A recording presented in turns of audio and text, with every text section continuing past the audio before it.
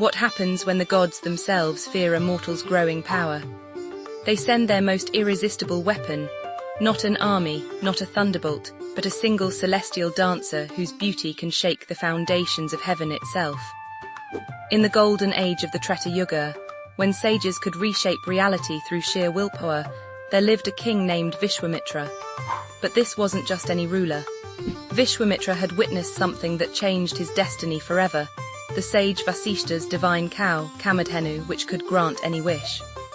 When Vishwamitra tried to claim this miraculous creature and failed, he realized a shocking truth. Spiritual power surpassed royal authority.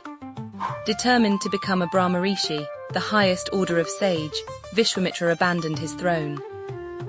He retreated to the Himalayas, where he began the most intense penance the world had ever seen. For thousands of years he stood motionless, surviving on nothing but air and divine energy. His tapas became so powerful that flames erupted from his body, threatening to burn the entire universe. The three worlds trembled. In Indraloka, the heaven of the gods, panic spread like wildfire. Indra, king of the gods, watched nervously as Vishwamitra's spiritual energy grew beyond measure. If this mortal achieved complete enlightenment, he might claim Indra's throne itself. Something had to be done, and quickly. Indra summoned his secret weapon, Menaka, the most enchanting of all apsaras. These celestial nymphs possessed beauty that could bewitch even the gods. Menaka's dance could make flowers bloom out of season, her voice could calm raging storms, and her very presence radiated an otherworldly charm that no mortal had ever resisted. Go to earth, Indra commanded. Break Vishwamitra's meditation, use whatever means necessary. The stability of heaven depends on your success.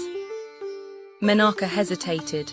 She had heard tales of Vishwamitra's fierce temper. When angered, he could curse entire lineages or create new stars in the sky. What if he destroys me with his power? She asked. Indra reassured her, I'll send Vayu, the wind god, to help. When you dance, he'll carry away your clothes, making your beauty even more irresistible. Manmasa, the god of love, will accompany you to weaken his resolve. Reluctantly, Menaka descended to earth.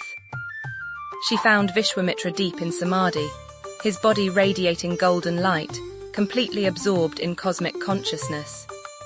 For months she tried everything, dancing around his meditation spot, singing celestial songs, creating magical illusions. Nothing worked. The sage remained as still as a mountain. Then one day, as Menaka performed her most enchanting dance, Vayu began his mischief. The wind playfully lifted her silk garments, revealing her divine form. At that precise moment, Vishwamitra's eyes opened. For 10,000 years, he had seen nothing but the inner light of meditation.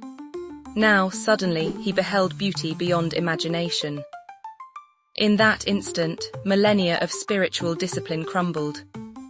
The great sage who had conquered hunger, thirst, and physical pain, fell victim to something far more powerful: attraction. Menaka's mission succeeded beyond expectation. Vishwamitra not only broke his penance but became completely enchanted by her. For 10 years, they lived together in a hidden valley, lost in love's intoxication. Menaka bore him a daughter, Shakuntala, who would later become the mother of Emperor Bharata. During this time, Vishwamitra forgot his spiritual goals entirely, living like an ordinary man intoxicated by desire. But awakening comes to every soul. One morning, Vishwamitra looked at himself and felt profound shock. He realized how completely he had been deceived. The anger that arose in him was terrible to behold. Mountains shook, rivers changed course, and the very air seemed to catch fire. Menaka, terrified, immediately flew back to heaven, abandoning their child. But surprisingly, Vishwamitra didn't curse her. Instead, he experienced a profound realization. This wasn't just Indra's plot or Menaka's seduction. This was Maya, the cosmic illusion that keeps souls bound to material existence. Rather than despair, Vishwamitra felt gratitude. Menaka had unknowingly given him the greatest gift possible, the direct experience of how desire creates bondage. Now he understood what true renunciation meant.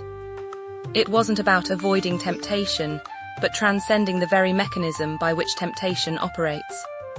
With this wisdom, Vishwamitra resumed his penance with even greater determination.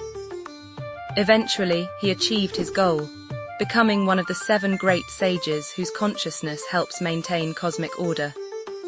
The story of Menaka teaches us that spiritual growth isn't about perfection, but about learning from our falls. Every setback contains the seed of greater wisdom, and sometimes what appears as failure is actually the universe's way of preparing us for ultimate success.